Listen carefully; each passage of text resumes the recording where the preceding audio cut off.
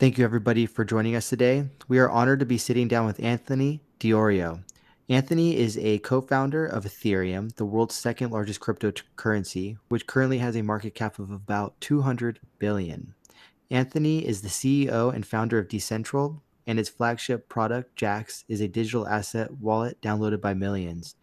It's one of the many tools that he's designed and created for change to empower people every day. He has launched more than 10 companies over the span of 3 decades and invested tens of millions of dollars into many industries, not only blockchain, but including industries such as clean tech. Thank you so much, Anthony, for joining us today. Thanks for having me. One of the things you're passionate about is changing the incentive structures of the world. What do you mean by that? How have you done it? And how do you intend to continue doing it? I've taken a lot of time to consider what is try to figure what is the real root cause of a lot of the problems that we see in the world, and I've come to the conclusion in my thesis that it's the business models and the desire for businesses to maximize shareholder return that has really caused a lot of the issues, and leads to a lot of greed. It leads to a situation where this drive to bring month after month returns is happening at a detriment to other people and to the planet itself. So it's what's driving people has always been something that's very interesting to me. And of course, in the crypto space, it's all about incentives. Everything's about incentives. What's driving you to do things? I mean, Justin, what's driving you to do a podcast here? What's your goals? And it's really, if you can align incentive structures with as many people as possible in a situation where there's a win created for as close to 100% of the population in what's driving people and doing it, that really is an optimum solution. And I think most incentive structures or business models are inadequate, and they lead to a situation where there's a win maybe for a few people, but it's usually the detriment of others. And the more that others aren't have a win created by what you're driving towards, the more they're going to look to, not join you, or it's like, why do they care what you're doing? And then a lot of times you're going to lead to more competition. You're going to lead to a situation that you might be doing well, but at the expense of others. And it's really not a way that I think things should be operating. So my general thesis is that if we are to provide a new plan which optimizes the drive towards creating positive impact and creating wins for more stakeholders in the equation, that the people doing that are going to get what they want more. So instead of maybe driving brands or driving towards creating maximizing of shareholder returns, what if their focus is on creating positive impact and solving problems that will benefit more stakeholders, and in return, they're then, by doing that, are going to get the monetary gains that they want. And that's where I kind of come into play. And my goal is to create that holistic program that showcases to people, by you doing this, that creates a winning situation for as close to 100% of the population as you can.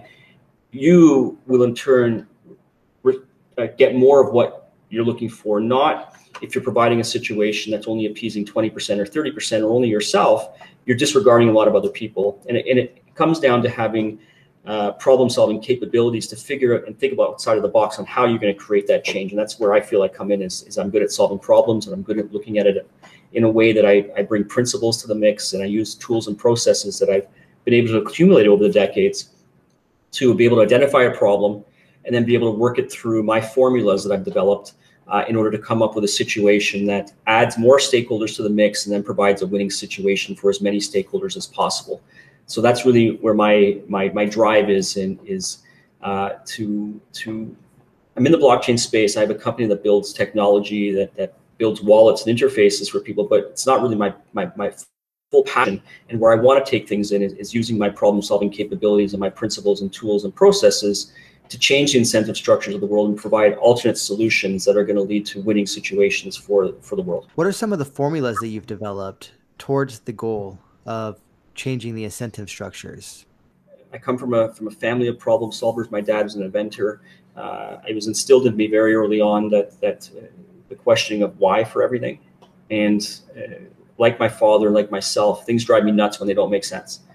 And I always believe there's a better way to do things. And I'm always looking for that better way. Why did that happen? Well, is there a better way to do that? If we do that, can we lead to a better outcome and situation? So my life has been about, asking and questioning why, and being an entrepreneur for as long as I have, It all comes around about, is there a way to solve this issue, or solve an issue in a better way that others haven't potentially thought about. So over the years, and especially over the last couple of years, I've tried to do what I've done in solving problems in the cryptocurrency space, which is, building products that empower people with the tools they need to be in control of their lives, and doing it in a way that I never, we build wallets that don't ever hold customer funds.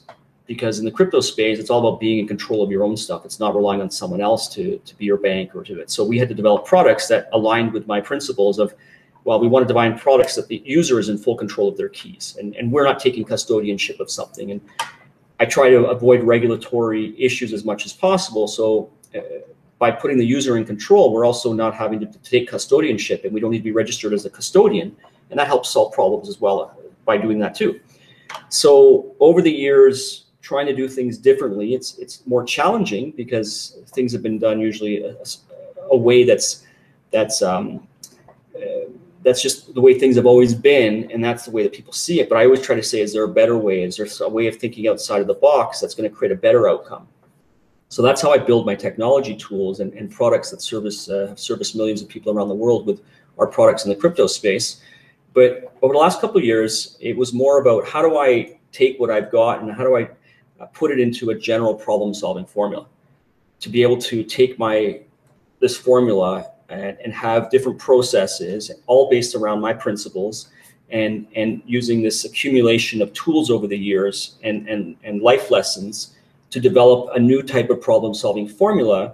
That's ultimate goal is to add the world as a stakeholder to any problem I'm solving, and create a win-win-win-win-win-win-win for all stakeholders involved, which I believe then leads to creations of movements. Because people, if you're doing something that's helping a person solve their problem, and they realize by joining you, their life is better on a reoccurring basis, that's a long-term motivation for them to continue supporting what you're doing, because the more that they support you, the more their life is improved, the more that they're going to continue to help out. So it's the idea of solving problems which impact the most amount of people and improve their lives, and getting them on board to join you in these movements that are then become self-sustaining, and the rest of the world starts picking up on it because there's a new way of looking at things that everybody seems to be involved in having a win.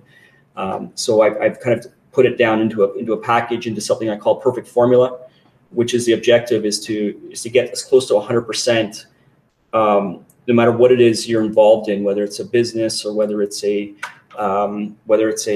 new venture or whether it's a small problem. It's how do you check all the boxes and get as close to 100% of a perfect situation that you've covered all the bases and you've created a winning state for as many people as possible. How do crypto systems or blockchain systems express these goals? I think the incentive structures and aligning people together on a common goal is something that came about very beautifully with Bitcoin. The idea that people that are incentivized to put resources into a platform, and in return they're given something of value, really creates a cycle of everybody having a desire to go towards a common goal.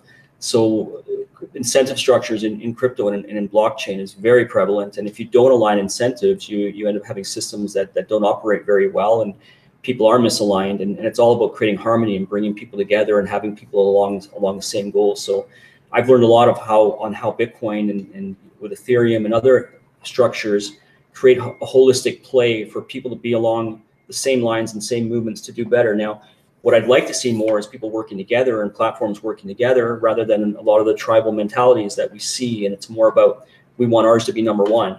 I think more about projects that are going to succeed are going to be ones that complement others, and ones that are going to add value to create a better objective and get everybody on board. Because when you have more competitors, you have people against you. So why not even figure ways to get your competitors on board and not treat them as competitors and treat them more as allies in a common goal to get everybody out there? And if you present them with objectives that align with their goals, why wouldn't they want to join you in what you're doing as well? So it's all about identifying as many stakeholders as you can, identifying even more, and then using the brain power and problem solving mechanisms, which many people don't have, and that's a problem, to piece it all together in a number of layers that you end up with the optimum winning situation for all of those different stakeholders. You mentioned that crypto is created so that people could, in effect, be their own bank or hold their own customer funds. I think that one thing the space failed to do early on was define decentralization. I guess you can open the dictionary and read what decentralization means. But I think what we failed to do actually is define what decentralization means in the context of Bitcoin and the technologies that followed it. How would you define decentralization? Decentralized networks, decentralized systems are systems that don't have central points of failure, that are less prone to attack, that are spread out with more and more people being able to participate and operating in them, that you don't have weakness points that we see that are so prevalent in centralized models of business, centralized models of institutions that aggregate information and data into attack zones that make it much easier for targets to happen rather than, for example, our products that we develop, there's no centralized server that's storing customer keys. The keys are held by each individual user.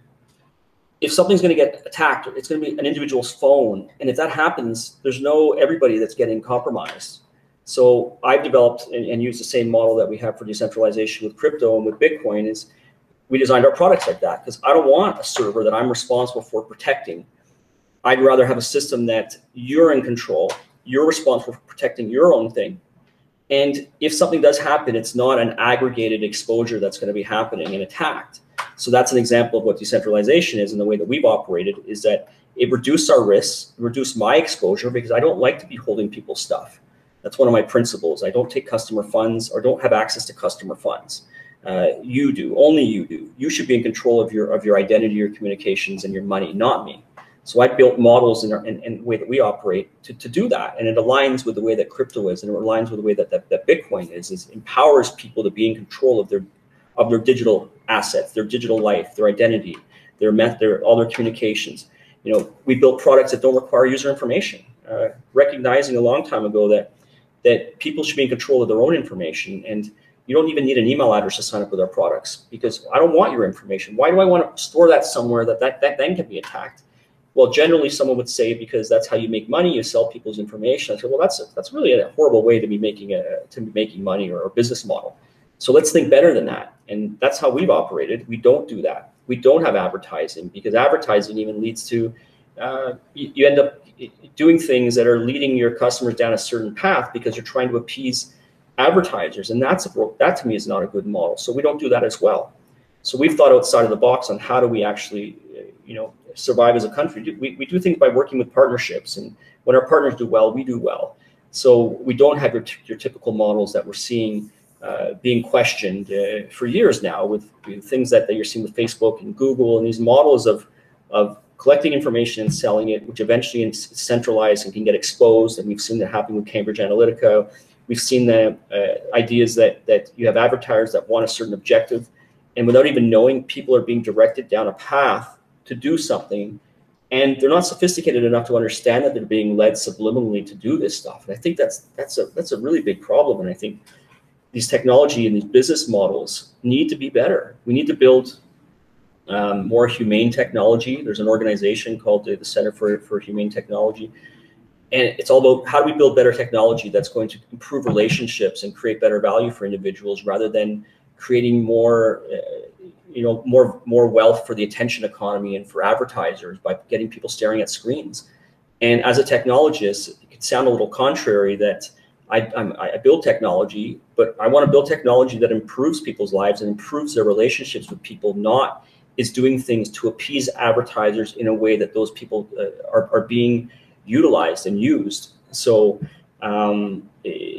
that's my path. I do it based on principles, what I do. I think decentralized systems are valuable in what I do and the way that I structure things, because at the end of the day, it provides more value for me. It provides less risk for me. It provides better situations for empowering our users and individuals. And it's a great showcase that centralized models are antiquated and they're changing, and that decentralization is the future, and not necessarily fully now. I'm not a hardcore decentralist. I think it has to come in stages, but we're heading in that direction. And over time, I think it's those types of systems that are proven to be better, more effective, and where the future is. What impact does this technical decentralization that you've outlined here have on society, or how does it change incentive structures, or how has it changed incentive structures? How has decentralization changed incentive structures? or Is that the society in question? general? Well, there's a shift towards decentralized systems, and that's what we're seeing with cryptocurrencies. I think people are understanding that technologies are emerging that are questioning the status quo. And maybe if the technologies haven't existed, people are saying, well, we have to have these centralized systems because technology isn't out there yet. But we're seeing a shift happen towards more viable decentralized networks. And once scaling of certain systems is going to be achieved, we're going to see more and more, I think, mind share going towards those type of systems. I think eventually you're going to have voting systems that are more decentralized. You're going to have corporate structures that are more decentralized. There's going to be that impact in the future. It's starting now, but we're starting to see people questioning and questioning how things work right now and realizing the issues with it. And I think the more people discuss and talk about it, and the more the technology is growing, the more that these decentralized platforms are going to provide value and improve people's situations and give people more power and more ability to have more say, because it is taking these away from the hands of the few and putting it into a more distributed basis. You mentioned that asking why is a Diorio family tradition. How does this change your approach to technology? I do find that I think in technology in general, which is certainly not the industry I started out in, I was first interested in history, began studying history, started studying economics, discovered Bitcoin, and then basically entered into the technology industry. And I find that there is a paucity, a lack of questioning why we are building certain technology. Of course, that's not to take away from the efficacy of technology, of the empowerment that technology can bring to people on the periphery of civilization. But it is to say that I think that at least that question should be asked. So I'm curious now. You mentioned that you're asking why as a technologist, which might seem contradictory. I'm curious, what does that entail and how does it give you a unique insight? Well, it wasn't why is it contradictory. It was the me believing that the world's probably greatest problem is technology, and I don't like to use negative words, but how do we change and the motivations and the incentive structures of those that are building technology away from the models that they've been using for so long into models that are going to lead to better humane experiences and better relationships with people and better connections with people, not destroy, and not do things for the drive of money that are going to lead to a degradation of the planet and a degradation to humans.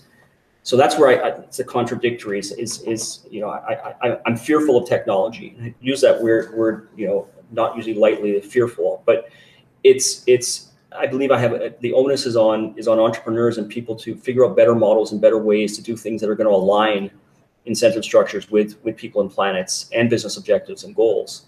So that's the contradictory part, is that people might be able to say, but I don't think it's contradictory necessarily, because I've been building that stuff for such a long time and not doing the traditional models that lead to the problems.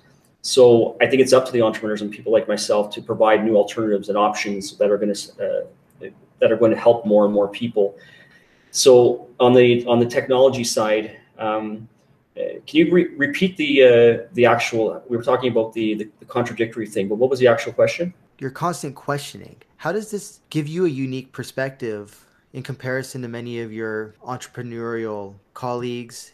So for instance, when I listen to what you're talking about, there's nothing negative in this. It's just I wonder, might we marry business more with philosophy to where say the shareholders of the future are they have philosophical discussions, not just monetary or technological discussions about what they're doing. So I'm curious with this questioning of where technology is going, which is actually something that I'm quite interested in because I find that there's a lack thereof. Yeah.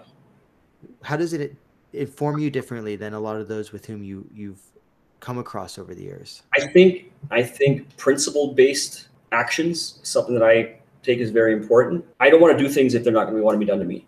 So I think there might be some differences there when you have people that are doing things for money, and they're not doing it for what their beliefs are. They're doing things that they're doing to because they're being driven by a certain thing.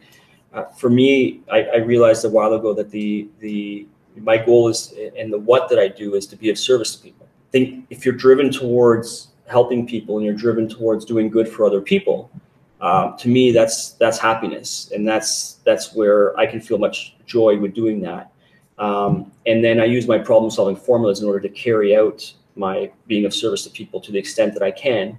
So that's where there's a little bit of difference. I think if everybody was shifted towards doing good for others and creating positive impact that's going to impact as many people as possible, that's where I think the difference comes from what I do and being raised in a family that aligns with that, and living up to and having certain principles. Like I don't take outside capital, so I don't take investor money. That's something that's important to me, because I don't like to be beholden to people that are looking for a return, and that might impact the way I want to carry out my mission, because now I have to give them monthly shareholder returns. So being principle based and really believing on things, and I do that not because it's generally easier. It's not. It's harder, but I just have to figure a way to do that, and because I wouldn't feel right to myself to do that if I don't think that's the best way to do that. I know it's going to lead to problems to me down the road. Now, I'm not saying that some don't need to take investor money, and I invest in companies, but I just believe if there's a better way to do things that will give me more freedom and more opportunity for me to do things at my own pace and do things in a way that I don't have others expecting a return for me. So I think being principle driven, understanding that it's harder, but you don't sacrifice your principles just because something is harder, and you do whatever you can in order to stick to your principles. And if you're a problem solver, you come up with solutions and you envision how you're going to do that, and you don't accept the way things commonly are just because they're easier. So if there was more of a focus towards people being principally based and understanding that they're there to be of service to other people rather than going for their own particular needs, I think we'd live in a much better world, and that would help to shape a technology revolution. I've also identified some shortcomings in the Silicon Valley style of venture capitalism. I think, for one, to put it simply, is that it strips young startups of their autonomy, which I think has an impact on their overall direction over time and could strip the founders of that vision and what inspired them to start the company from the beginning. So I'm curious, by not taking investor money, and what challenges does that create for you, and how do you overcome them? Sure. So I think what you just said about being, stripping sometimes the missions and goals of why a company starts out in the first place, because then they get aligned with people that they need to be beholden to, or they need to be providing returns to, or they need to be literally responsible for maximizing what they're doing at the expense sometimes of their mission and their goals initially. And it happens, I think, quite frequently. It happens, I think, more than it doesn't happen. So yeah, that's exactly I aligned with what they're. So challenges that come about by not taking investor money. I mean, you got to figure out how to get what you need in order to thrive and grow, and that's usually what investor money comes into. It's basically saying, we have a need, we got a problem, we have an idea. Someone says, I believe in your idea, and they give you money, and you carry it out. But a lot of times, you have to then abide by what the expectations are of the investors. You have to. There's a lot of slowing down potentially to spend a lot of time thinking about your investors. Investors can also be beneficial. They can provide networking connections and other things as well. So there's always it's not a binary thing. There's benefits. There's not so good things that happen from it. For me, I realized I gotta if I want to get this growing to where I want it to be, I got to figure out ways to do that. And I'd much rather figure out the ways to do that and be able to be self-sustaining and be responsible for me and be more independent and be able to drive to my missions and goals based on my principles without having to consider other investors or other guys' goals, because it slows me down. It slows me down, and I can't do what I want to do at the pace that I want to do because I need to be consistently thinking about these other investors and their goals and objectives. And when I invest in companies, I consider that, and I ensure that when I'm dealing with my the projects that I've invested in, that I reciprocate that in the way that, focus on what you're doing. Don't worry about us. Things will come in time, and if it doesn't come in time, well, that's on me. I made the decision to do that, so I'll learn from that, and I'll make better decisions down the road, and not putting the pressure on them. And whenever I invest in something, I take it with the perspective that it's already lost and gone. But hopefully I make good decisions that helps them out, helps us out. I'm there to support them and help them maybe deal with other investors that are maybe a little more going to cause them more issues, or they're expecting more. But I understand what it's like to be an entrepreneur, be a business owner, because I'm both an investor and that. So I can see it from their perspectives. And if I made the right decision, I picked the right team with a great idea, things are going to do well. If I didn't, well, I'm going to learn from that experience, and I'll shift the way that I look at things down the road. But I'm generally not there to put pressure on people and to blame people, because I think personal responsibility is really important. And I think everything's a learning lesson as well. So I've made a lot of bad decisions. I've made a lot of mistakes. I've made good decisions, and I've done things, identified things really early that have done really well. So it's not, it's not that you're one thing or the other. I think if you can make more good decisions than bad decisions, you're doing a good job. And the goal is to try to make as many good decisions as possible, and learn from your mistakes, internalize them, and hopefully provide better, as you're going along in life, picking up these tools, picking up these principles and things that you can then see, hey, I've been involved in this situation before, I've learned from it. Now I'm going to make a different choice, which will hopefully lead to a better outcome. Bad decisions and tough lessons can be quite debilitating. So I'm curious, how have you overcome the challenges of making mistakes? And it reminds me of something I saw in my scrolling recently. A river doesn't carve through rock because of its power, it carves through rock because of its persistence. So could you Mm. speak to the mistakes that you've made and how you've learned from them? Making mistakes all the time. I think the key thing is to accept mistakes and not beat yourself up over them, and learn from them, and treat it as positives. And everything in life, I'm very big of the, it could be the cliche, but it's what doesn't kill you makes you stronger. I'm a big firm believer in that. And for every hardship that you go through in life, if you understand it's a learning lesson that you can learn and grow from, and then be able to use that knowledge to help you later on, I wouldn't want to change anything that's happened to me. And I've gone through tough situations. I've gone through many issues and mistakes that I've made. And now I look at them as, I'm so glad that that's happened to me, even though that they were such struggles at the time. It's made me who I am, and I've learned so much. And if I didn't go through that, I wouldn't be where I am today with stuff. So I think it's about not being hard on yourself, understanding that things will change over time. And if you're going through something right now, embracing the emotions, embracing the feelings that you have from these challenges, these struggles, with the longer term vision of, I'm going to get out of this, and I'm going to be it's going to be a learning lesson. And thank you for having me be able to go through this. So that's how I like to look at those things, like mistakes and hardships and times, as wow, this is a different experience here. And I'm gonna say that this is okay, and I know that I'm gonna take this in, and I'll be better for this. So that's how I handle challenges and mistakes, and not beating myself up over them. And I believe that things happen when they should happen, and things happen at the right time. And the way that I change myself, I always look to see where I want to be in the future. And I say it's okay that I'm not there now, but I want to be there. And over time, things just tend to get there for me when you envision it and you start piecing it together, and eventually you get to that play. I mean, it happened with when I got into the crypto space. It happened when we were doing Ethereum. It happened where I am with my wallet business, and where the trajectory we're on, and getting to it's piecing together little things over time, and with the goal and objectives of where you're seeing things, and not putting too much pressure on getting there either, I think is really key. It'll happen when it's supposed to happen. It'll happen over time, and to a lot of times, not get so frustrated. Why am I not there? Why am I sick? Slowing down. It'll come when it's ready. Keep thinking about it, and eventually you're going to get to where you want to be.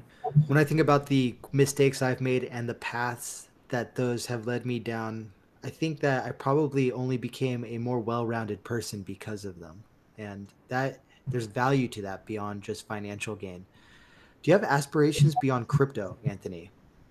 Well, yeah, I think we already talked about that at the beginning, right? My goal is to change the incentive structure of the world, and provide a plan that's going to showcase to people that the more you do to help more people in the world, the more that you're solving problems, the more that you can bring as many stakeholders into what you are doing and providing a win-win-win for them, the more you'll get what you want. The more you're going to get the wealth, if that's what you want. The more you're going to be showcased as someone that is solving other people's problems, the more they're going to join you on what it is you're doing. So the drive for maximizing shareholder returns is, I believe, the largest issue, the problem that the world has. So I'm here to present a new idea and a new opportunity that's going to change that cycle. And I have the plan. And it's really what's driving me to maximize my company in crypto and eventually exit that company so that I can then focus on that initiative full time. So that's really is my objective, is to exit the crypto space, to focus on, I think, larger problems that I can use my problem solving methods and formulas to achieve, all aligned around a new plan to drive people towards impactful initiatives and impactful things that'll help more people. Are there any industries outside of crypto that really excite you that you're looking to explore? Or does crypto play a role in your future plans? Let's say once you exit crypto, will it serve as a foundation for anything you do in the future? So the sector, what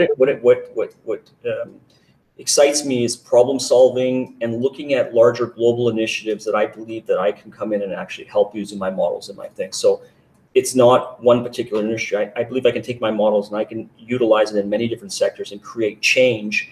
In example, I have models for real estate selling. I have new models for opening up restaurant. I have new models that use my formulas to create a perfect formula, a winning situation that's going to create amazing experiences for people. It's all about mind-blowing experiences for people. That's what I base it all around. And identifying the antiquated models that aren't close to perfect right now, no matter what sector you're in. The models that are being used generally have stakeholders that are not having wins created for them, whether it be a customer that's frustrated with certain things, whether it be, the goal is to align everybody along the same path. So I could take my model and I can put it into any sector, and I believe I can come up with better winning situations for more people that are going to create an alignment between everybody involved in there to create a better value. So it's not just the sector is problem solving, but using my formulas on larger world problems is what really excites me to be working on after I'm out of the crypto space. The second part of your question was what? Do you okay? So in problem solving, do you see crypto playing a role?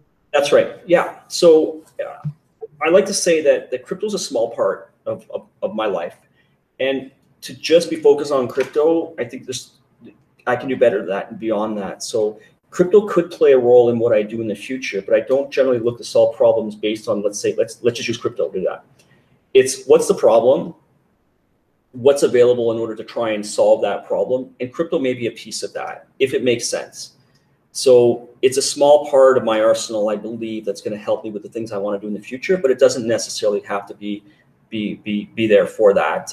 Only if it makes sense. I've seen too much time in the past with consulting with larger companies and banks and things where they want to use the blockchain because they just want to use blockchain because it's going to give them a PR opportunity. It's like, well, if that's what you're trying to achieve, okay, that's fine. But what if it doesn't make sense? You still want to go ahead and do that just because you want blockchain to be in what it is you're doing? What if there's solutions out there that are really going to tackle the problem that you have right now? Wouldn't you rather do that? And that might be ready to solve right now, whereas the blockchain stuff you're trying to do, maybe it's not developed and not ready. So I'm a believer in looking holistically at what the issue is and then trying to put together the optimum solution, not pigeonholing in something just because you want to put that something into it. And that goes with anything, whether it's any type of technology. It's if it makes sense, use it. If it doesn't make sense, don't use it. So I'm not someone that's just going to put let's blockchainify everything or let's decentralize everything. Let's do, if it makes sense, let's do it. But it's not binary, I don't think. In the business of problem solving, what are some of the problems that you look most forward to solving? The incentive structures is the biggest thing for me, and because that ties in with so many different sectors and so many different businesses. My goal is developing the case studies, and I've already got some case studies underway that I'm doing in real estate. I have some case studies that I do in selling businesses and how to create a better model to sell businesses that align with my perfect formula structures. So it's really, for me, anything that can have the most amount of impact in what I'm doing is what I'm targeting, because my goal is to create movements around based on what I'm doing that's going to be self-sustaining so that I don't need to do everything, that I can actually be activating and motivating others to join me to do things because their life is improved by following my models. So anything that I can do that's going to have the most amount of impact is what I'm looking forward to working on.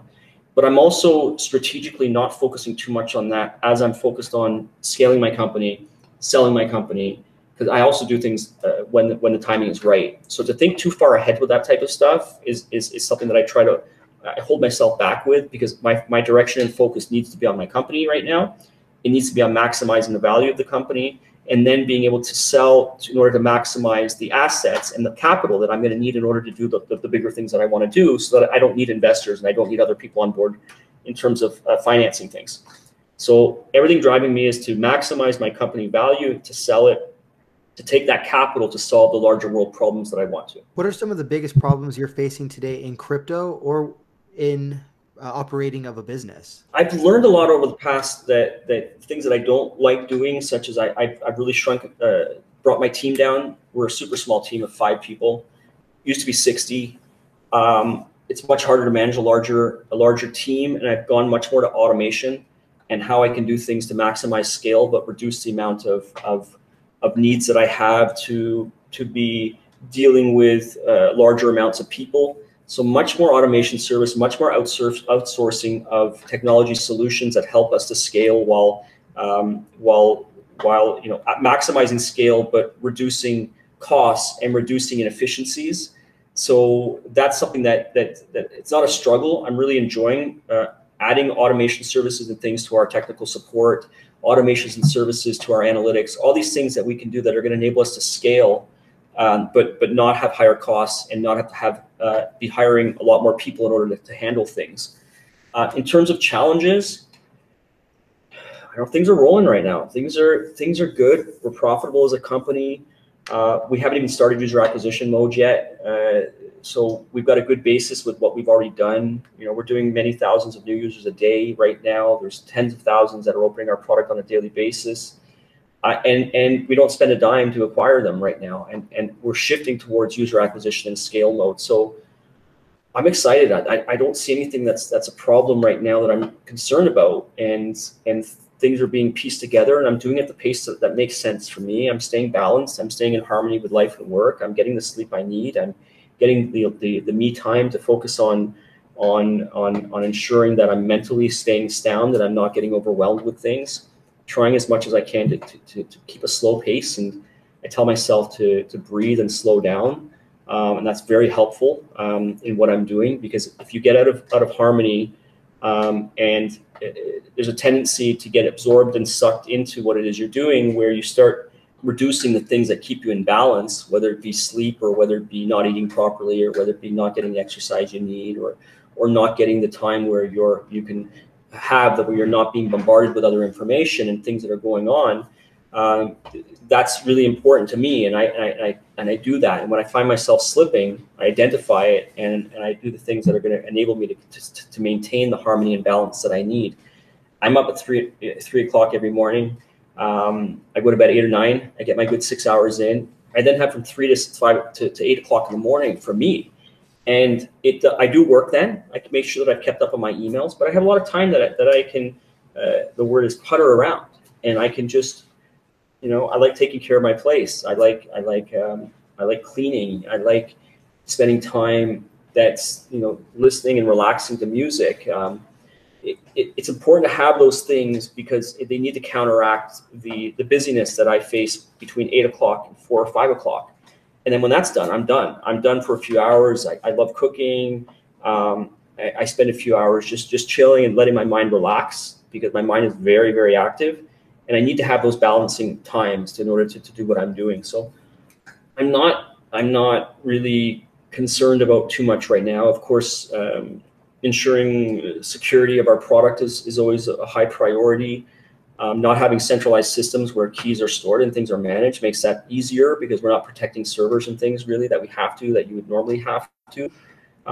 We do protect our servers from that we use to put our apps out and things, but we've got really good measures on that. And there's no centralized point of failure that I see, and we have such a small team as well, so that also reduces the risk. We don't hold customer funds. They're responsible for their own keys. I'm in a pretty good space right now, and my goal is to keep it like that as I try to do more and more things. And how do I maintain that balance? Because it has been a struggle for me in the past, and that's been a big focus for me the last few years, is maintaining harmony with what I do. Could you speak more to maintaining harmony? So some of the things I talked about prior: slowing down, breathing, very important things. Take a deep breath. It brings a peaceful energy. positivity, optimism, and love are three things that I try to really be exuding all the time. I don't, I've got room for improvement. Everybody I think does, but staying positive, removing negative things from your vocabulary, removing those energies of words that you speak and do, which provide a tightness, a tension in your body when you hear them. The more you can remove things like that and bring positivity into everything you do, and love into everything you do, and optimism in what's going on, slowing down, relaxing, understanding that and the more you can live in the present and not be, fearful of what's the future holds. Like, deal with what you've got right now in a way that's going to help you to get to where you want to go. The brain has not been developed enough to be able to manage what's going on in this world. Technology and overwhelmingness and bombardment of information is so prevalent, and the mind just hasn't been able to develop as needed. And that's really challenging, and it's leading to just crazy amounts of anxiety and depression and things. And then with COVID and everything else going on, it's challenging, and people to tell themselves that you're doing good, and you're doing okay, and be good to yourself, and be at peace with yourself, and things will turn around, and there's just it's very challenging with social media. It's challenging with business models that are driving people to do certain things, that are leading people down to a divisive stance, or people are very tribe oriented and mentality. Let's work together. Let's let love come into every part of everything that we do, and treat our neighbors the way that we want to be treated. And I've been fortunate. Things are good for me. I realize for others that it might not be that good, and I want to hopefully can provide some type of comfort with things that I build, or goals that I'm looking to achieve, which are going to help people and help solve people's problems. Because as I mentioned, it's about adding stakeholders to your problems, and understand what problems people have, and then using the problem solving my problem solving capabilities in order to come up with solutions that are going to identify the problems, and be able to come up with things that are going to help people and create positive impact for people. Is what my goals are, is to be of service in everything you do, that help other people, really as a way to come back with you, and be able to get you to be happy, because you're seeing what you're doing to help other people out. And I think wealth is one thing. I've had the fortune to have the wealth, and then afterwards thinking, well, what really am I here for to do? And it's not to be it's to get capital in order to do good, in order to be of service to other people, is really what drives me. And in that process of earning capital or creating capital, personally, I found that those things which I love, although they might not on the surface seem to contribute to that process, actually do. So, as an example, for instance, I love playing music. Doesn't bring me any capital, maybe one day. But I find that when I do pursue the things that I love, such as creating music, it allows me then to be more balanced while I'm doing the things that create capital, to think clearly. Perhaps, so as another example, reading literature. I generally write. That's pretty much the occupation I've had in the space the entire time I've worked in it. And I found over the years that, like, I need to read paperback books or hardback books.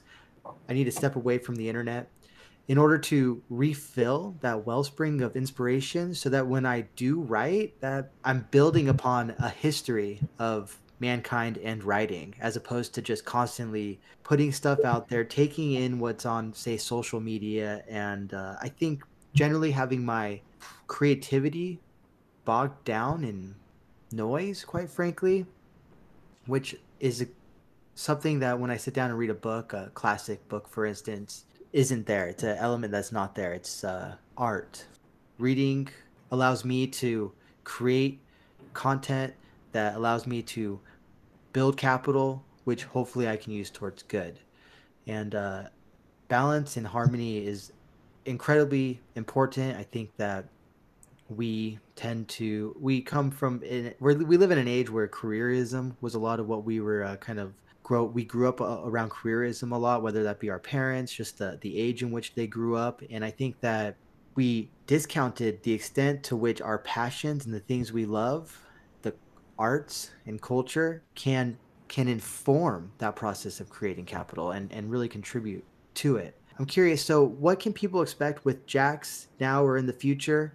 Yeah, so as I mentioned, we're finally going into scale and user acquisition mode. We've been bringing together a growth team, data architect team, data scientists. We have so much data. We run a lot of infrastructure, full nodes of all the different blockchains that we support, a lot of customer data. The goal is now is to, after 8 years of infrastructure building and not focusing on user acquisition, not focusing or spending a dime really on user acquisition, it's now we're getting ready for the growth machine. And that's really exciting to me. And that's coming out of the next, starting over the next week or so, actually. We're getting all things aligned with our outside teams to start pushing big forward into really looking to be a solution. And we already are. We're in 220 countries. We have a large user base, and really the world is our oyster right now to start targeting and start identifying the masses that are looking to get involved in crypto, but they don't know what to do. And that's where we basically come in, is we're an all-in-one platform that allows people to be in control of their digital lives, to hold their own keys. We're multi-currency, multi-platform. We're all about supporting good projects and providing the tools that projects need and the infrastructure projects need in order to grow their user base and provide tools to their users. So I think they're going to see a lot more of Jax out there now, because we really have taken a few years of, and myself have been really taking a hiatus from being out there in the public. You'll be seeing a lot more of me doing a lot of more podcasts, a lot more interviews, a lot more in the news, and it's how can we identify the challenges that new entrants are facing, and can we be the guides that are helping them get immersed in the new crypto space. And our focus is not the 1% of hardcore crypto people. Our focus is the 99% that are looking to get some exposure and understand what this is, and we're providing the interface and the tools that empower them to do that. So our mission is to continue to keep focusing on those that are learning, not bombard them with too much information, not, like DeFi is not necessarily something our users are going to be getting into. They want to maybe get some exposure to Bitcoin or to Ethereum, understand how private and public keys work, but just get that first entrance, because I think majority of the population don't understand it, don't get it, and they turn away from it because they just don't know where to begin and start, and they don't know who to trust. And the internet is a wild beast that it's very difficult for an average person to go on and decipher what's going on and get the information they need to get into the space, and most people just give up. And that's our mission. Our mission is to guide people along, and I've always built things for my dad, for people that are not sophisticated and people that are trying to understand, but they need the interfaces and the tools to do that. And just like the browser came along, was able to do that during the internet age, and be able to give something that the masses could understand. Well, this is how you navigate the internet. That's what wallets are. It's a way to manage and move value. And then you have services that we built, like cloud infrastructure for blockchains to connect to the different technologies. So we built like cloud services, which is what the internet needed too. And then through our partners, we have kind of like app stores where there's services now that can be provided. So everything the internet needed is what we've been building. And now it's time, I think, for the world to understand what it is, and to be a source of information and guidance for new people looking to see what's happening here. What's this new internet that's emerging? What's this new these new decentralized technologies that are going to help and empower me to be in control of things and control of my life. And we just want to be the guides for that. We've had the honor of sitting down today with Anthony Iorio. He's the CEO and founder of Decentral and Jax. He's a co-founder of Ethereum. You can find him on Twitter at Diorio Anthony. That's Diorio Anthony on Twitter. Is there anywhere else people can find you, Anthony? Twitter's the best way for me right now. Social media is not a big interest to me. It's not. It's a world that I've got to be into because of what I'm looking to do. But I only want to be involved in that if I'm doing something positive and something good. So anything you're ever going to see from me is not really promoting things. It's about how can I provide value in things that people are going to align with. And it's not about telling people what to do or getting people to do things, because as soon as they start seeing you're associated with doing something for money or that's your initiative, it's a bit of a turnoff. So my goal has always been to, how do I balance that with providing people with here's how I've done things. It's worked for me. If you get some value out of it, that's great. But I'm never here to tell you what to do. I'm never here to tell you to buy or invest in something. Make your own decisions. It's really important that people gain as much knowledge and then make their own decisions and be responsible for the decisions they make. I've never even told my dad to buy crypto. It's just like, I don't feel good telling people to do things because they look up to me in certain ways, and then they're going to do things. And if something goes wrong, they're going to come back and blame me. So social media is the kind of thing that I really don't use too much. I may be doing it more in the future when we're going with more of the PR pushes and things that we're doing, but it's more for how can I exude some of the things that I've learned and that people might pick up and enjoy and appreciate and like. It's not necessarily to be selling something or to be doing something on that back end. So right now, Twitter is probably the best way to contact me or reach out to me. Yeah, that's what I would suggest right now. Great. I think questioning and the philosophy of social is something that we ought to discuss more, just like along the lines of technology. So thank you so much, Anthony, for joining us today, and thank you everybody for listening. Thanks for having me, Justin. I really appreciate it.